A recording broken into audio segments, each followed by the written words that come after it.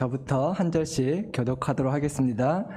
예수께서 제자들을 불러 이르시되 내가 무리를 불쌍히 여기노라. 그들이 나와 함께 있은지 이미 사흘임에 먹을 것이 없도다. 길에서 기진할까 하여 굶겨 보내지 못하겠노라.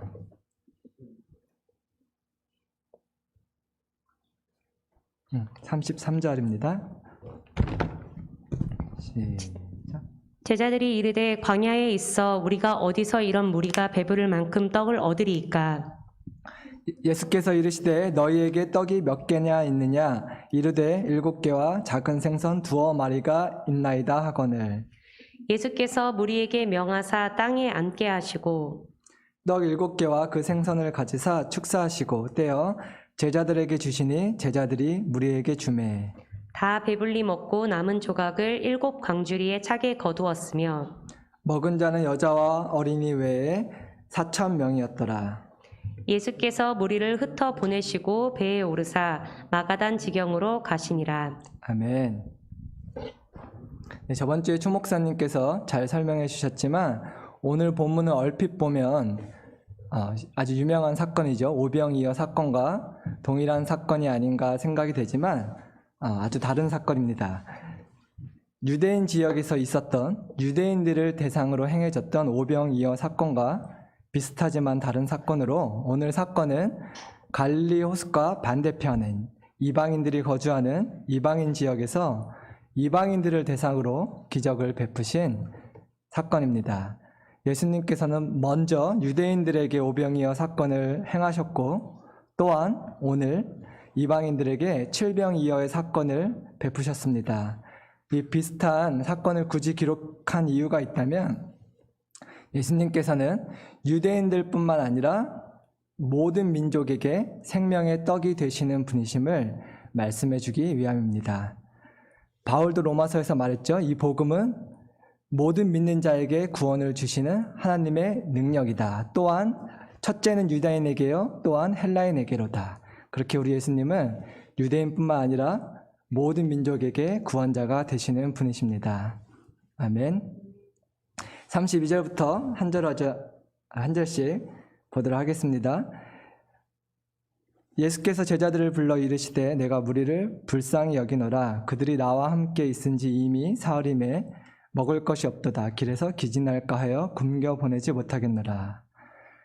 이렇게 우리 예수님의 사역은 항상 저희를 긍휼히 여기시는 마음에서 시작됩니다. 측은지심이라고 하죠.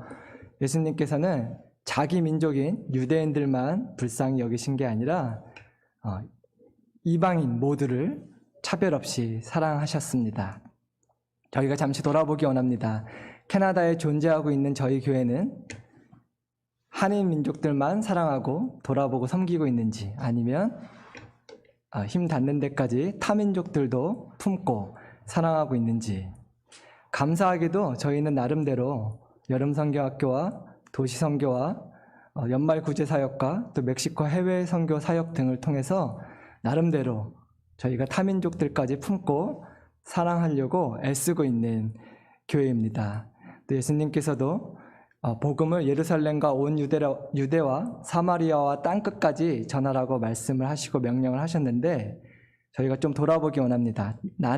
우리는 내 가족, 내 교회, 내 셀, 내 부서, 내 지인들만 사랑하고 섬기고 있는지 아니면 예수님의 말씀에 순종해서 조금씩이나마 나의 지경을 넓혀서 다른 사람들, 다른 민족까지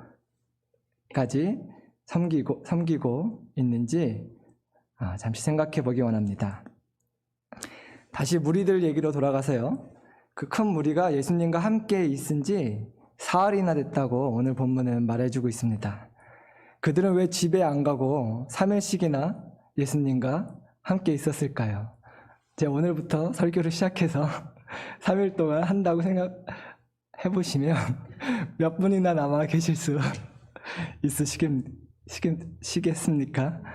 3시간만 버텨주셔도 저는 매우 감사할 것 같습니다.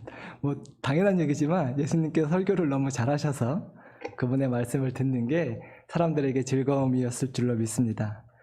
아니 애초에 왜 광야에 계신 예수님께 그들은 마가복음에서 보면 멀리서 온 사람들도 있다고 하는데 왜 멀리서부터 광야에 계신 예수님을 찾아온 것일까요?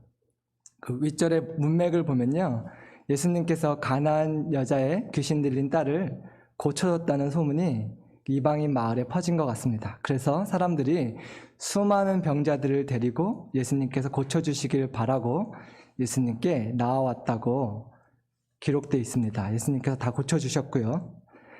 우리의 신앙생활도 시작은 이렇게 할 수 있습니다. 또 실제로 많은 분들의 신앙생활이 이렇게 시작됐습니다. 예수님께서 비자 문제, 직장 문제, 사업의 문제, 결혼의 문제, 여러 가지 우리의 기도 제목들을, 우리의 문제들을 해결해 주셔서 교회에 다니기 시작하고 예수님을 믿기 시작하신 분들이 있고요. 아니면 혹은 해결해 주시기 원하는 마음으로 신앙생활을 시작하신 분들이 우리 주변에 많이 있는 것을 알 수 있습니다. 예수님께서는 많은 경우에 그냥 우리를 불쌍히 여기셔서, 긍휼히 여기셔서, 그분이 사랑이 많으신 분이기 때문에 우리의 어떠함이나 우리의 상태와 상관없이 그렇게 우리의 문제를 해결해 주시지만, 우리의 신앙생활은 또 그렇게 시작할 수 있지만 우리가 믿음이 성장하면서 우리는 문제 해결을 위해서 예수님께 나아가는 것이 아니라 우리의 문제를 해결해 주신 그분을 더 알고 싶고 그분을 더 사랑하고 싶어서 교회에 나오시고 신앙생활을 하시는 저와 여러분이 되시기를 축복합니다. 그러면서 잠시 돌아보시겠습니다. 오늘 나는 왜 온라인 예배를 드리고 있는가? 그분을 더 사랑하고 더 알고 싶어서 이 자리에 앉아 있는가? 아니면 혹시 아직도 조금이라도 예수님께 잘 보여야, 예수님께 점수를 따야 내 삶에 물질적인 축복을 또 주시기 때문에 나와 있지는 않은지 잠시 생각해 보기로 원합니다. 다시 무리들 얘기로 돌아가서 그들은 왜 3일씩이나 굶어가며 그 불편한 광야에 남아 있었을까요? 어떤 사람들은 오병이어 사건에 대해서 듣고 어차피 집에 가봐야 딱히 먹을 것도 없는데 여기서 버티면 뭐 콩고물이라도 좀 떨어지지 않을까, 이런 마음으로 남아있는 사람들도 분명히 있었을 것입니다.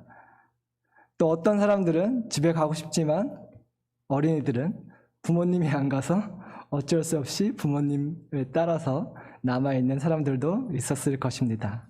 또 어떤 이들은 유대인들이 개처럼 여기는 이방인인 나를 유대인이신데 차별 없이 사랑해 주시는 그 예수님의 성품에, 그 사랑에 너무 감동받아서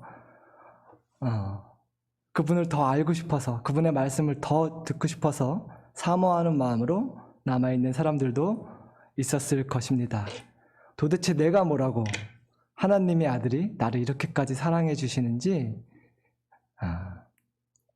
그 사랑에 감동받아서 남아있었던 사람들처럼 저와 여러분들도 매일매일 예수님께 나아가는 저희 마음의 동기가, 태도가 그분을 더 알고 싶어서 더 사랑해서 나아가시는, 또 그래서 예배 드리고 계시는 여러분이 되시기를 축복합니다. 33절 보겠습니다.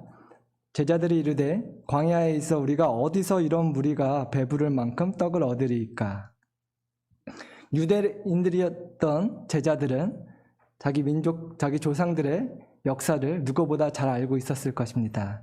자기 조상들이 광야에서 40년 동안 있을 때 하나님께서 그들을 친히 먹이시고 입히시고 기적을 베푸셨던 것을 모를 리가 없을 텐데, 제자들은 왜 하나님의 아들이신, 하나님이신 예수님이 그런 능력을 행하실 수 있을 분이라는 것을 믿지 못했을까요? 예전 역사가 아니라 불과 얼마 전에 오병이어라는 기적을 통해서 예수님께서 초자연적으로 무리를 먹이시는 놀라운 기적을 행하신 지 얼마 되지 않은 시점인데 왜 제자들은 예수님께서 또 한 번 그렇게 기적을 베푸실 수 있는 분이라는 것을 믿지 못했는지 참 의아합니다. 하나님께서 공급해 주실 능력이 있다는 것을 아는 것과 하나님께서 공급해 주실 것을 믿는 것은 다른 이야기입니다. 하나님이 능력이 있다는 것을 아는 것과 하나님이 지금 나에게 그렇게 해주실 것을 믿는 것은 다른 이야기입니다.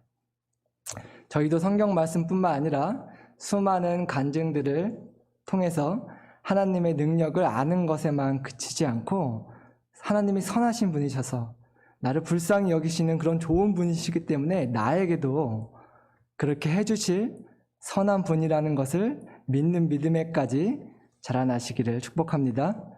나의 어떠함이나 나의 상태와 상관없이 그냥 예수님이 그러신 분이기 때문인 거예요.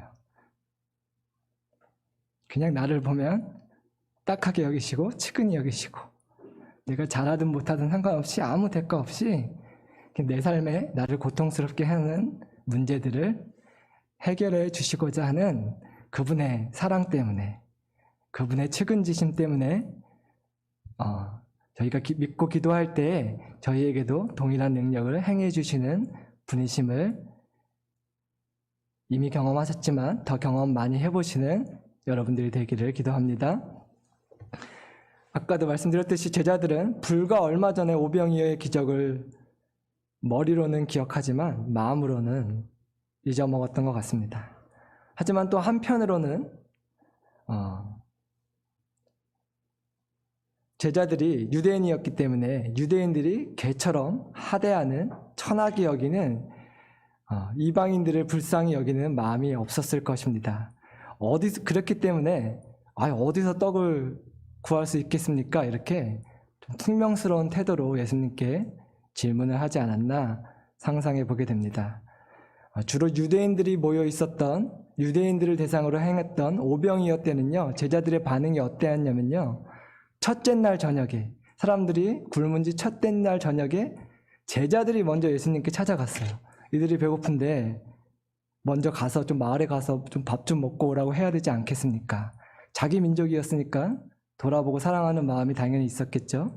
근데 대조적으로 오늘 이 칠병이어 사건에서는 굶은 지 3일이나 된 무리를 보고도 제자들이 먼저 예수님께 찾아와서 저들을 좀 어떻게 해야 되겠냐고 하지 않고 있는 모습을 보고 있습니다. 그래서 예수님께서 3일이나 되자 제자들이 먼저 찾아오지 않자 예수님께서 먼저 저 사람들을 좀 내가 불쌍히 여긴다 이렇게 말씀하고 계신 것을 볼 수 있습니다.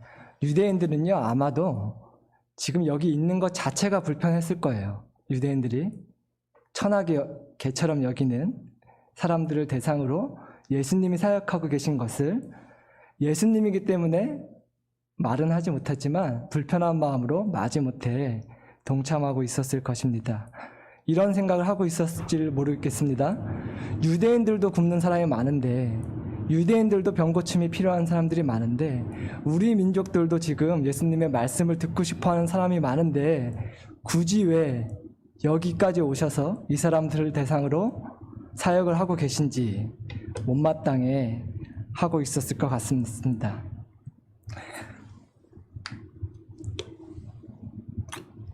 네, 이번 연말 구제 사역을 통해 제가 또 감사하게 다시 한번 느낀 것은, 감사하게도 저희 교회는 대체적으로 이런 제자들과 같은 마음을 가지신 분들이 없으신 것 같습니다.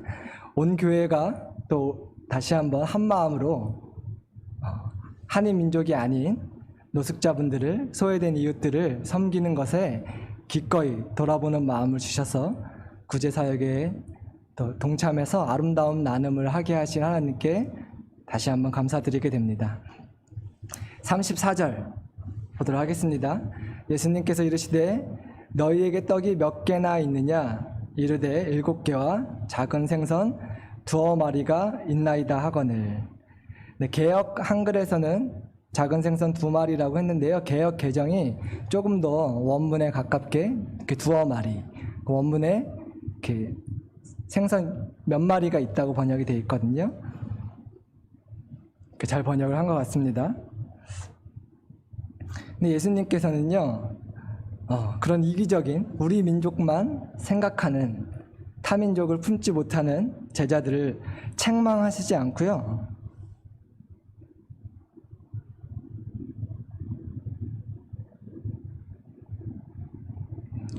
책망하시는 대신에 그들을 자신을 돌아볼 수 있도록 이렇게 생각해 볼 수 있는 지혜로운 질문을 던지십니다. 제자들은 오병이어 때 떡 5개와 물고기 2마리 뿐이라고 대답했던 것과 좀 다른 대답을 하고 있습니다. 그래서 지금은 떡 7개와 물고기 2마리가 있습니다. 이렇게 대답을 하면서 생각이 났을 것 같아요. 불과 얼마 전에 있었던 오병이어 기적 때는 지금보다 더 적은 떡 5개로 지금보다 많은 남자만 5,000명에 거의 2만 명 가까이 되는 무리를 먹이셨던 사건을 기억하면서 대답하면서 기억이 나서 부끄러워서 떡 7개라고 대답할 때 이미 기억이 나서 물고기는 마리수를 정확히 얘기하지 못하고 좀 2마리가 있습니다. 이렇게 얼버무린 것이 아닌가, 이런 혼자 상상을 해봤습니다. 근데 이것이 우리 예수님의 교육 방식입니다. 제자들의 연약함을, 이기적인 마음을 지적하고 책망하는 대신에 그들이 스스로 자신을 돌아보고 깨달을 수 있도록 지혜롭게 도와주시는 우리 예수님의 교육 방식을 저희가 배워야 하겠습니다. 잠시 돌아보기 원합니다. 저희는 저희 주변에 있는 연약한 사람들을, 이기적인 사람들을 어떻게 대하고 있습니까? 예수님처럼 사랑으로 품어주고 그들이 스스로 깨닫고 뉘우치기를 기다려주고 품어주고 있습니까? 아니면 지적하고 그러면 안 된다고 책망하고 있습니까? 잠시 저희 자신을 돌아보면요, 여러분들은 겸손하셔서 안 그러실 수 있겠지만 적어도 저는 지적받고 책망받았을 때 뉘우치고 회개하는 경우는 거의 없었던 것 같아요. 사람인지라 지적받고 책망받으면 욱해서 방어적으로 나오게 되고, 너도 그러면서 나한테 말로는 그렇게 못하지만 제가 속으로는 나한테 왜 뭐라 그러냐, 이렇게 지적과 책망이 사람을 변화시키는 경우는 많지 않은 것 같습니다. 돌아보세요. 언제 여러분들이 자신의 연약함을 뉘우치고 깨닫게 됐는지 한번 돌아보시면 대부분의 경우에 어떤 사람이 나를 있는 모습 그대로 품어주고 사랑해주고 기다려줬을 때 스스로 깨닫고 부끄러워서 스스로 고치게 된 적이 더 많았던 것을 저희가 기억하게 됩니다. 성경도 이렇게 말해주고 있습니다. 하나님의 인자하심이 너를 인도하여 회개에 이르게 함을 알지 못하느냐. 하나님의 노하심이나 책망이나 지적하심이 아니라 하나님의 선하심이, 하나님의 인자하심이 너를 인도하여 회개하심의 이름을 알지 못하느냐. 그래서 저와 여러분도 그렇게 주변의 사람들을 인자함으로, 사랑으로, 선함으로, 오래 참음으로 그들이 스스로 깨달을 수 있게 기다려주시는 저와 여러분이 되기를 원합니다. 예수님이, 하나님이 먼저 우리를 그렇게 오래 참으셨기 때문입니다. 네, 오늘 설교가 조금 빨리 끝날 것 같습니다. 1년에 이런 날도 있어야죠. 35절 보겠습니다. 35절, 36절.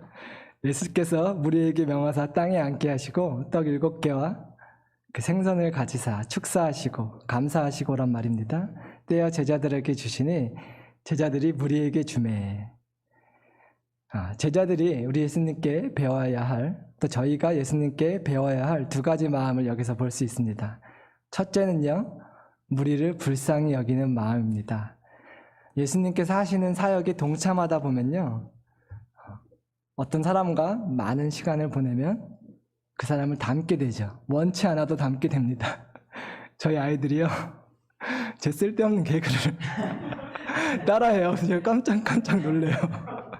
영어로 그 말장난을 하더라고요. 그래서 그 사람과 함께 하다 보면 원든 원치 않아든 그 사람을 배우고 닮아가게 됩니다. 제자들도 마찬가지입니다. 이방인들을 불쌍히 여기는 마음이 없었지만 이방인들을 불쌍히 여기는 예수님과 함께하고 우리 예수님께서 일부러 그래서 너희가 떡을 나눠줘라 이렇게 사역에 동참시켜 주셔서 억지로라도 해야 돼서 순종해서 하다 보면 우리 예수님의 불쌍히 여기는 그 마음을 닮아가게 될 줄로 믿습니다. 하고 싶지 않아도 해야 돼서 하다 보면 닮아가게 되는 것이죠.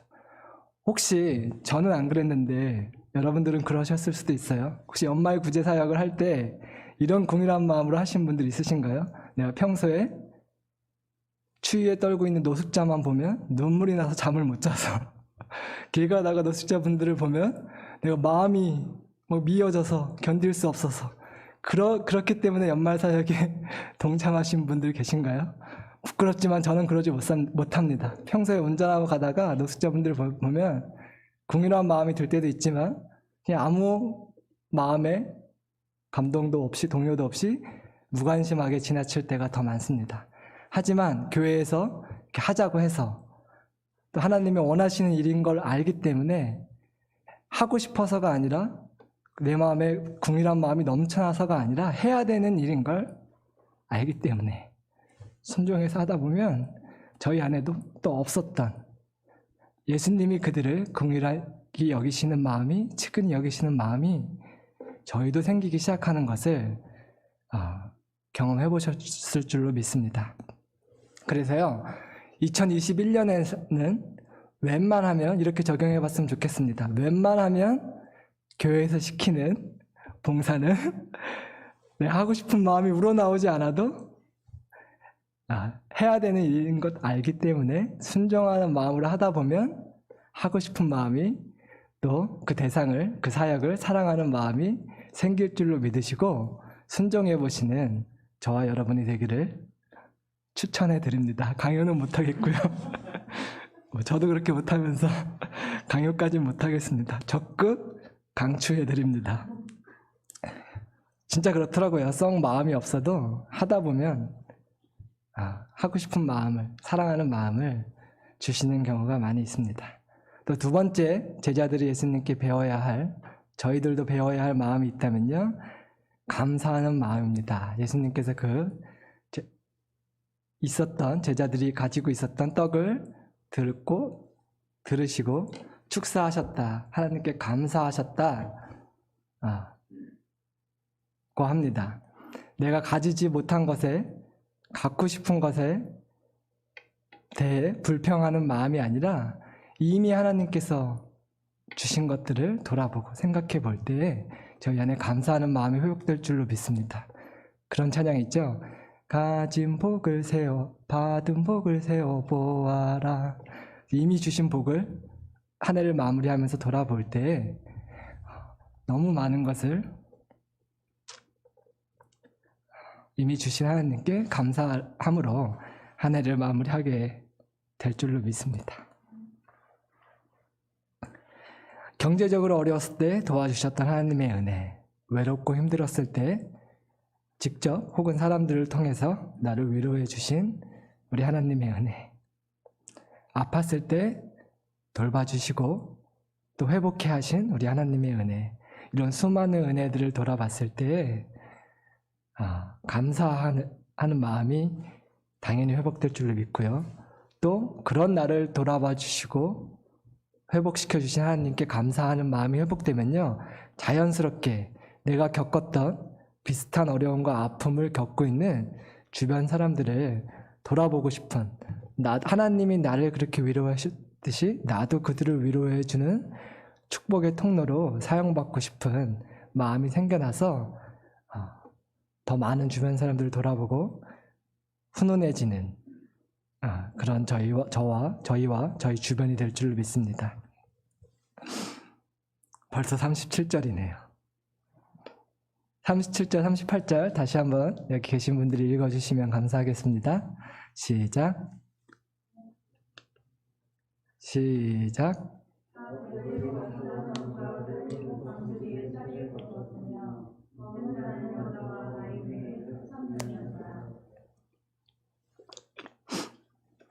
네, 그래서 떡 7개와 물고기 2마리로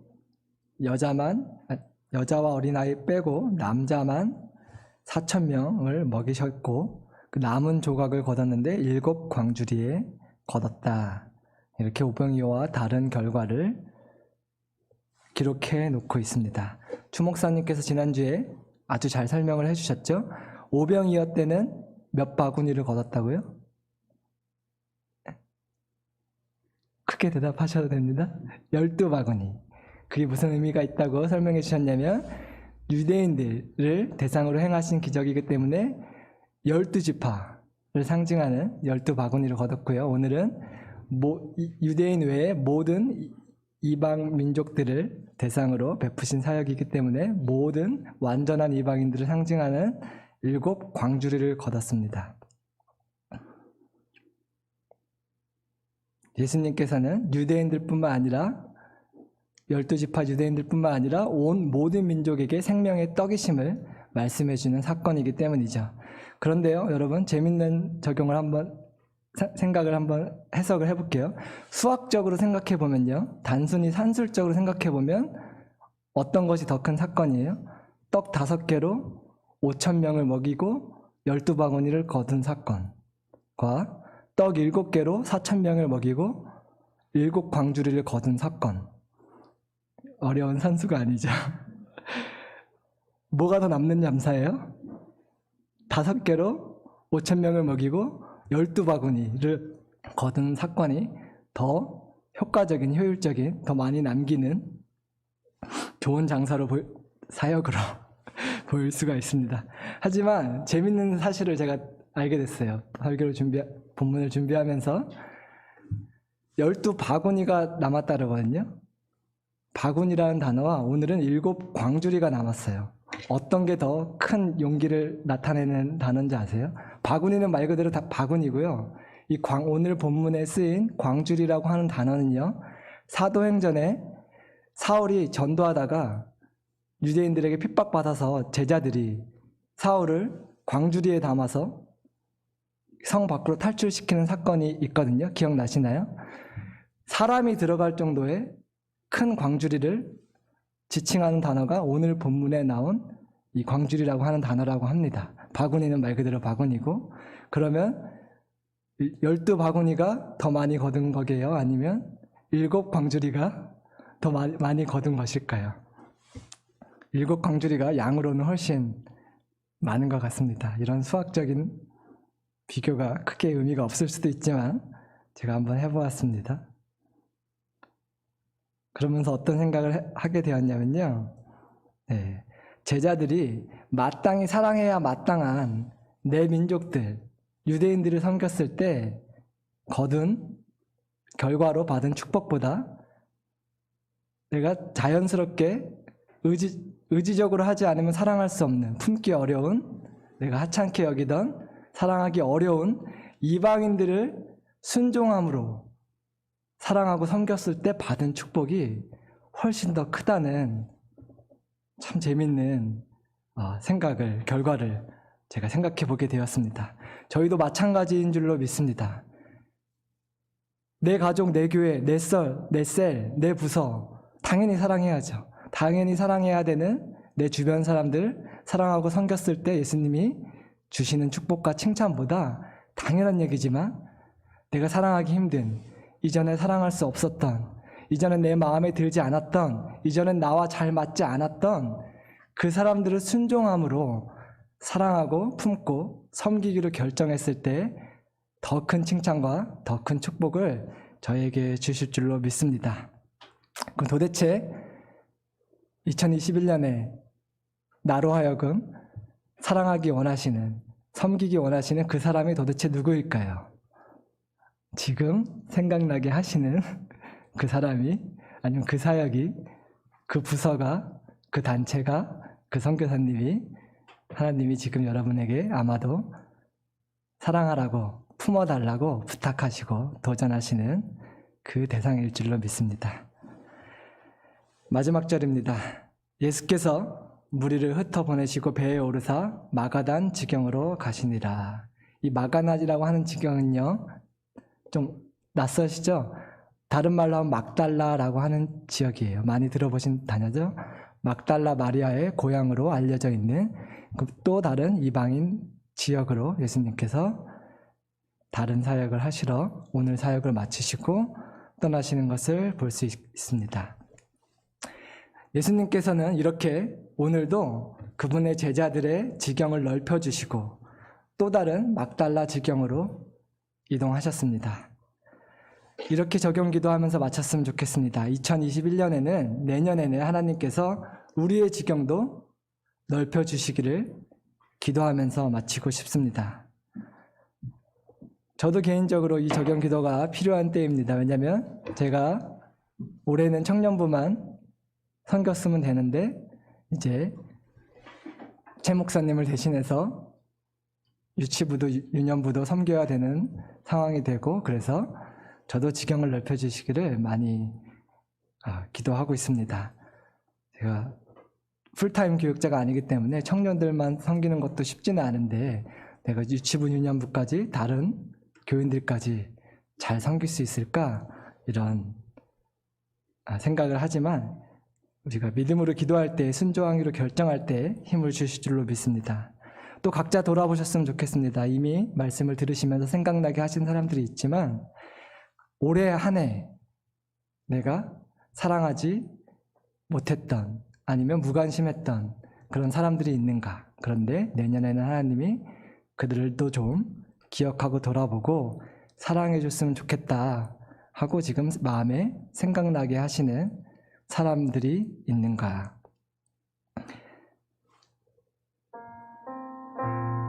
내년에는 저와 여러분들의 지경을 넓혀주셔서 올해 내가 사랑하지 못했던 사람들까지 사랑하게 되는 더 넓은 지경에 제가 되게 해달라고, 저희가 되게 해달라고 같이 기도하고 마쳤으면 좋겠는데요. 기도하시기 전에 저희 잘 아는 말씀인데 야베스의 기도라고 잘 아시죠?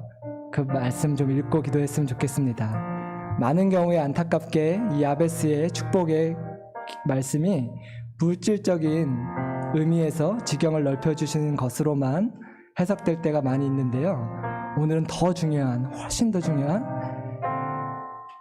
나의 사랑의 지경을, 나의 섬김의 지경을 넓혀주시길 소원하는 마음으로 이 말씀을 함께 읽고 적용 기도하는 시간 갖도록 하겠습니다. 말씀 좀 띄워주시면.